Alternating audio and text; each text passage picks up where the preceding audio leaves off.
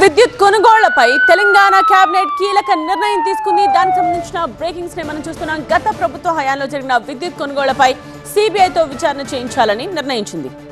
Bhadradri Yadadri power plant విషయంలో justice Lokur commission ఇచ్చిన నివేదికను సిబిఐకి ఇవ్వాలని డిసైడ్ అయింది.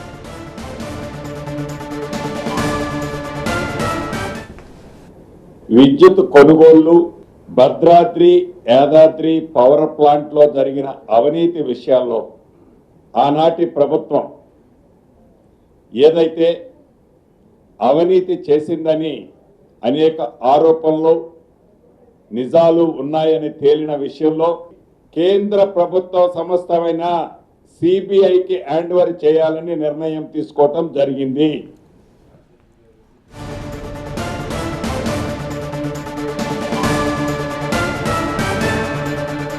యుద్ధ ప్రాతిపదికన ధాన్యం కొనాలని కేబినెట్ నిర్ణయించింది. అలాగే భూముల రిజిస్ట్రేషన్ ఛార్జీలు పెంచాలని నిర్ణయం తీసుకుంది.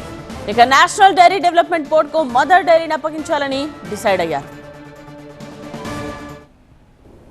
రాష్ట్ర ప్రభుత్వం ఇచ్చిన మాట ప్రకారం కొనుగోలు చేసే దాంట్లో ఒక్క అడుగు కూడా వెనక్కి వేయొద్దని, ఏవైతే గడిచిన ఒక రోజు 2 రోజుల క్రితం నుంచి అకాల వర్షాల కారణంగా వివిధ ప్రాంతాల్లో రైతన్నలు కొన్ని ప్రాంతాల్లో ఇబ్బంది పడుతున్నమాట వాస్తవం.